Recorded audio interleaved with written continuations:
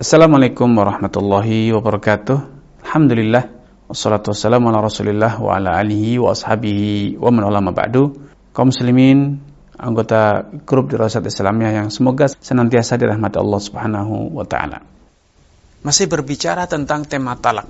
Ketika suami mengucapkan kata-kata dengan mengatakan, misalnya ketika suami melarang, kalau engkau tidak segera menunaikan sholat, kalau engkau tidak mengqadha puasa, kalau engkau minum khamr, maka akan aku ceraikan kamu.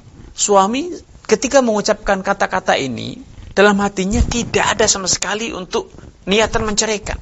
Bahkan dia sangat berharap agar istrinya tidak melanggar persyaratan tersebut. Tetapi dia memberikan persyaratan tersebut sebagai warning, sebagai upaya untuk menakut-nakuti istri dari melakukan perbuatan yang haram atau perbuatan yang dia benci, atau sebaliknya mendorong istri agar melakukan perbuatan yang dia inginkan, dia perintahkan, dengan niat hanya sebatas memotivasi atau melarang, menghalangi, menakut-nakuti.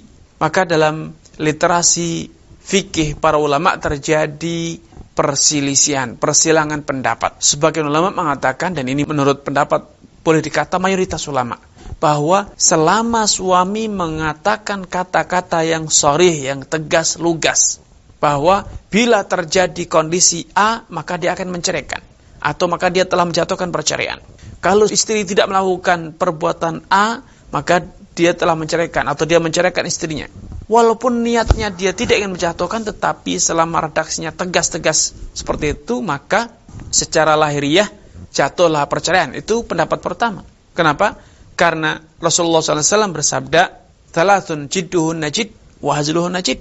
Ada 3 urusan, kalau engkau lakukan secara sungguh-sungguh, maka jatuh, berlaku. Dan kalaupun kalian melakukannya dengan tujuan memperolok-olok, bermain-main, maka dianggap jatuh pula, dianggap sah pula. An-nikah, pernikahan, perceraian, dan memerdekakan budak. Anda mengatakan dengan sungguh-sungguh, sepenuh hati, ataupun Anda mengatakannya dalam kondisi main-main, maka itu dianggap sah. Jidduhun najid, wa hazluhun najid. Anda bermain-main pun dianggap serius.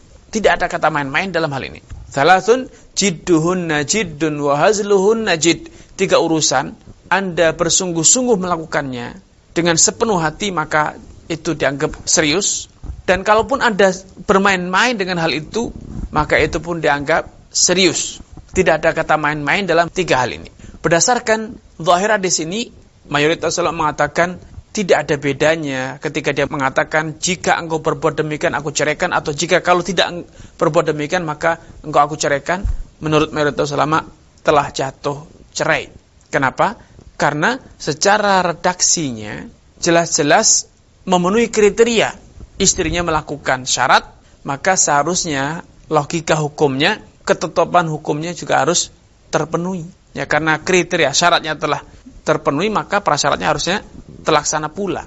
Pendapat kedua, dan ini pendapat yang sering dibela dan diperjuangkan oleh Al-Imam Ibnu Taimiyah dan murid beliau Al-Imam Ibnul Qayyim dan juga yang lain, bahwa bila alasan tujuan suami mengatakan, bila engkau tidak buatkan aku secangkir kopi, maka aku ceraikan.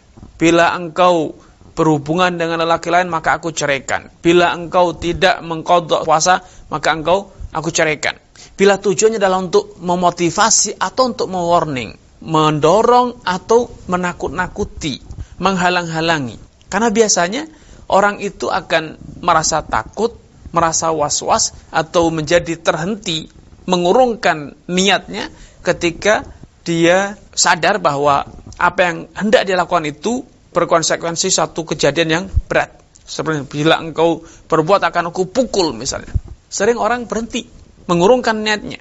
Sebagaimana istri ketika mendengar bahwa kalau dia melakukan maka suami akan menceraikan, dia akan takut biasanya. Tetapi sang suami ketika mengucapkan kata-kata tersebut, seringkali tidak ada niatan untuk menceraikan, namun hanya sebatas menakut-nakuti atau memotivasi, menekankan agar istri betul-betul sungguh-sungguh, agar sadar bahwa suami betul-betul menginginkan tindakan tersebut. Menurut Ibnu Taimiyah, dalam kondisi macam ini, bila suami betul-betul jujur tidak ada niatan menjatuhkan cerai, cuma sebatas menakut-nakuti atau memotivasi, maka tidak jatuh cerai. Beliau berdalil dengan keumuman sabda Nabi SAW dalam hadis yang sahih, innamal a'malu binniyat wa innama likulli imri'in ma nawa. Sejatinya setiap amalan itu pasti ada tujuannya, ada motivasinya, ada latar belakangnya. Wa innamal likulli imri'in ma nawa, dan setiap orang itu akan mendapatkan konsekuensi hukum, mendapatkan hasil, mendapatkan perilakuan sesuai dengan apa yang dia niatkan. Hadis ini bersifat umum dalam urusan ibadah ataupun dalam urusan muamalah atau dalam urusan pernikahan, perdata, sama saja. Semuanya tercakup keumuman hadis ini. Maka karena suami ketika mengatakan jika engkau berbuat demikian maka akan kuceraikan, ternyata niatnya bukan menjatuhkan perceraian, niatnya hanya sekedar menghalang-halangi, menakut-nakuti, maka seharusnya tidak jatuh cerai karena memang dia tidak ada niatan untuk menjatuhkan. Dia tidak ada maksud untuk menceraikan. Maksud dia hanya sebatas menakut-nakuti atau memotivasi agar istrinya berbuat. Dan bila itu yang ada dalam hati suaminya, maka logikanya seharusnya hanya itu yang dia dapat. Hanya menakut-nakuti ataupun memotivasi, bukan jatuhnya perceraian. Ini yang bisa kami sampaikan pada kesempatan yang berbahagia ini. Kurang dan lebihnya, mohon maaf. Billahi taufiq wal hidayah. Wassalamualaikum warahmatullahi wabarakatuh.